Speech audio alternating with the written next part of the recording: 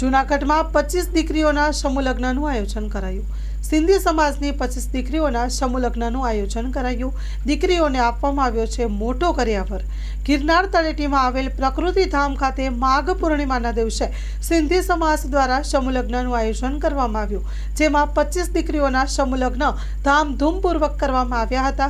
સૌરાષ્ટ્રમાં સૌપ્રથમ વખત સિંધી સમાજની 25 દીકરીઓના સમૂહ લગ્નનું આયોજન જૂનાગઢ ખાતે કરવામાં આવ્યું। Story report by Paresh Budhbhatti, Junagadh. આજ રોજ માઘ પૂર્ણિમાના પવિત્ર દિવસે જૂનાગઢ ખાતે ગિરનાર તીર્થ ક્ષેત્રે ભવનાથમાં પ્રકૃતિધામ ખાતે સિંધુ વેલફેર ફાઉન્ડેશન દ્વારા ગુજરાતમાં પ્રથમ વખત 25 દીકરીઓના સમૂહ લગ્ન યોજાયા છે। આ સમસ્ત સિંધી સમાજ દ્વારા જે સહયોગ પ્રાપ્ત થયો, અમારા દાતાશ્રીઓ દ્વારા જે અમને સહયોગ પ્રાપ્ત થયો અને સિંધુ વેલફેર ફાઉન્ડેશનની ટીમ વર્ક દ્વારા આજે આ સમૂહ વિવાહ સંપન્ન થઈ શક્યો છે।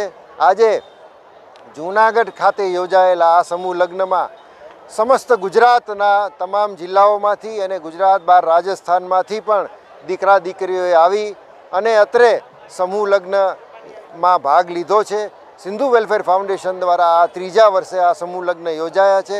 પ્રથમ વર્ષે 11 દીકરી, બીજા વર્ષે 14 દીકરી અને આ વર્ષે 25 દીકરીઓના સમૂહ લગ્નનું અમને સૌભાગ્ય પ્રાપ્ત થયું છે।